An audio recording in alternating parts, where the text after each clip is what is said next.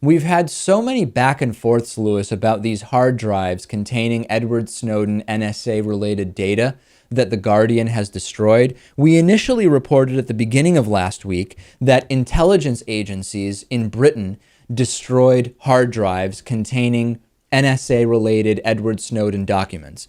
The day after that, we reported that, hold on, it actually appears now, based on a new release, that The Guardian proactively decided to destroy those hard drives themselves. Now we have more information about the orders to destroy the hard drives, and there is an article in The Guardian which now says that The Guardian was told to destroy NSA files for national security.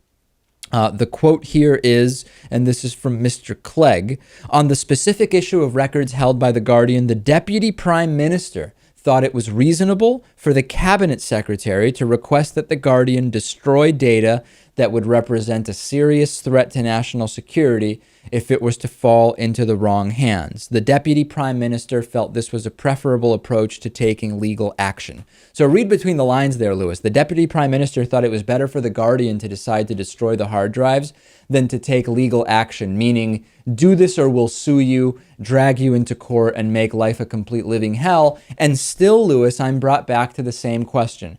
Does it really reduce the risk of the documents being falling into the wrong hands, to use the term used there, if you delete them off of some hard drives, but you still have them all over the world in multiple copies? I don't know that it really does. Maybe slightly it reduces that risk. Well, in reality, it doesn't reduce the risk at all. But I think maybe just from a legal standpoint, it's a way to cover yourself and say, we destroyed these documents. You can't come after us for any information that we had because we got rid of it. If someone else got their hands on it, it had nothing to do with us. I think this was complete muscle flexing. It was completely intimidatory. And really, as we go back and forth over, it was the authorities actually physically destroyed the hard drives, or the authorities coerced The Guardian to destroy the hard drives themselves under this kind of implicit threat of legal action.